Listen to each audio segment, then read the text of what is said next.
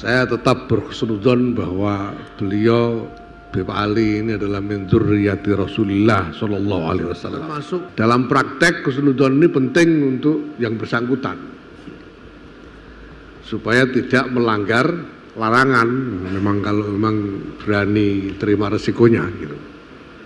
Makanya ini sebuah kerungkatan Ba'alawi yang mengatakan mereka sahih. Kita artikan bahwa kekuatan nasab Habib hanya di batasan husnudzon. Puluhan tahun, berabad-abad mereka dikatakan dzurriyyah Nabi, tapi untuk setingkat nasab paling sahih, paling terang, seterang matahari, ini terbantahkan dengan ini. Ceramah terbaru dari Ketum PBNU Kiai Haji Yahya Khalil Stakuf. Di situ menyinggung tentang polemik nasab. Beliau menyampaikan pemahamannya, kemudian juga dengan keyakinan beliau yang masih husnudzon terhadap nasab Habib itu adalah dzurriyyah Nabi. Beliau berbicara itu dalam kapasitas pribadi, ya. Dia husnudzon. Jadi kita lihat bahwa kekuatan nasab Habib Ba'alawi ini hanya di batasan husnudzon. Maka saya melihat ini, apa yang diorasikan oleh para Habib Ba'alawi ini terkait mereka mengatakan nasab dzurriyyah Nabi paling sahih sedunia, paling jelas, paling terang seterang matahari, itu ya sangat terbantahkan dengan adanya ini. Jadi ya, kalau menurut saya ini ya sebuah kerungkatan Ba'alawi yang mengatakan mereka sahih nasabnya kepada Rasulullah. Karena mungkin orang sudah meyakini, sudah bertahun-tahun, berpuluhan tahun, berabad-abad mereka dikatakan dzurriyyah Nabi. Tapi untuk setingkat nasab paling sahih, paling terang, seterang matahari, ini terbantahkan dengan ini. Nasab Habib itu hanya di tingkat husnudzon saja, ya, dikira-kira saja, ya, kira-kira benarlah pengakuannya, ya begitu ya. Jadi ini salah satu tanda kerungkatan Ba'alawi itu oleh pernyataan beliau ini yang menyatakan bahwa beliau husnudzon. Yang saya hormati jajaran Tanfidiyah, ada Wakil Ketua Umum Pak Amin Said Husni, jajaran Ketua ada Kiai Masyuri Malik, Pak Khairul Rasid, Pak Umar Syah,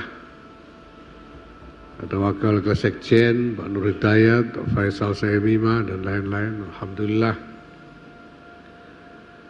ada Pak Dirjen, saya tidak tahu Dirjen apa ini, pokoknya Dirjen aja, Kementerian Kesehatan, yang juga Ketua Tanfidiyah PBNU, Dr.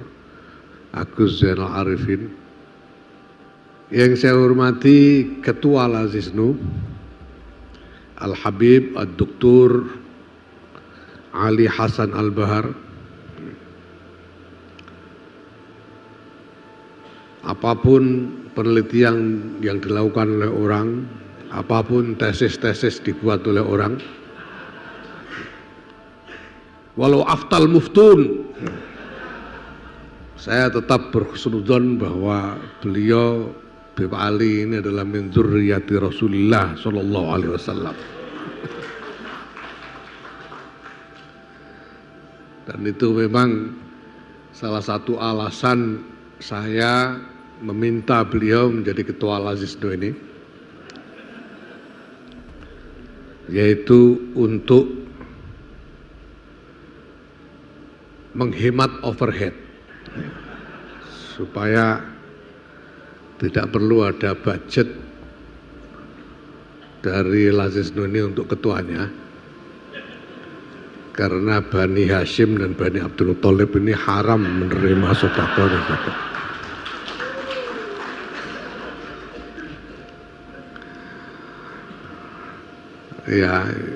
Ya pokoknya husnudzonnya begitu. Kiai Abdullah bin Abdus Salam Beliau ini paman dari Kiai Muhammad Ahmad Sahal bin Mahfuz, putra dari Kiai Abdul Salam Kajen. Suatu ketika ada orang sowan kepada beliau, orang kaya, membawa setumpuk uang sowan kepada Kiai Abdullah Salam. Kemudian beliau menyampaikan, ya ada salah omongnya orang ini.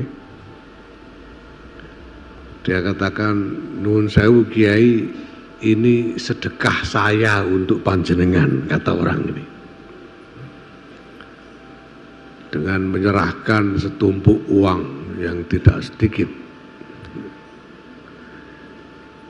Kiai Abdul Salam kemudian mengatakan, oh, jadi kamu menganggap saya ini fakir ya, katanya. Kiai Abdul Salam. Enggak begitu. Enggak Kiai, enggak, ini saya memang ingin bersedekah. Apa di kampungmu sudah enggak ada orang fakir? Oh, ada sudah semua ya.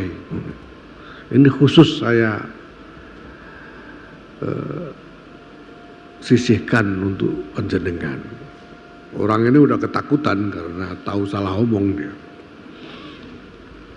Tapi lalu Kiai Abdul Salam mengatakan, ya sudah, pokoknya ini untuk saya ya, tasarrufnya terserah saya ya, kata Kiai Abdul Salam. Iya ya. Lalu ada santri-santri yang sedang lari-lari di halaman pondok itu dipanggil sama Kiai Abdullah Salam. Sini. Datang salah satu, terus segepok uang itu tadi diberikan kepada santri tadi. Nih, bagi teman-temanmu. Wah, ramai itu. Ribut karena tiba-tiba ada pembagian uang tanpa harus mencoblos siapapun itu. Seneng. Nah, uang sampean sudah membuat seneng sekian banyak santri. Itu adalah cara Kiai Abdullah Salam menolak pemberian. Kenapa? Karena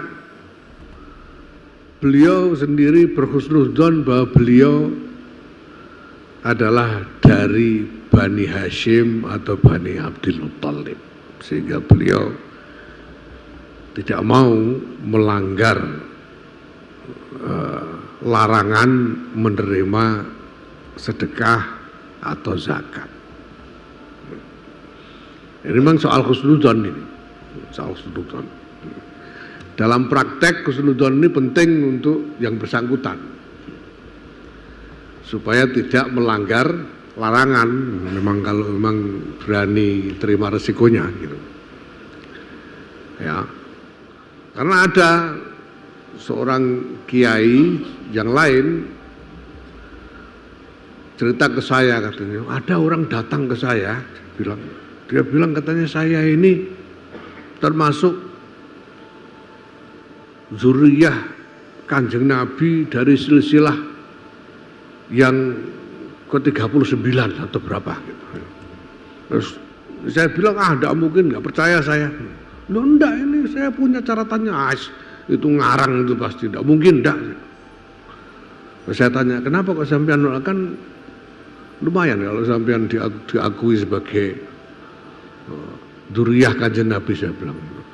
Lumayan gimana, rugi saya. Rugi gimana? Loh kalau saya dzurriyyah saya enggak boleh terima zakat, dan repot saya, kata. Ada yang begitu.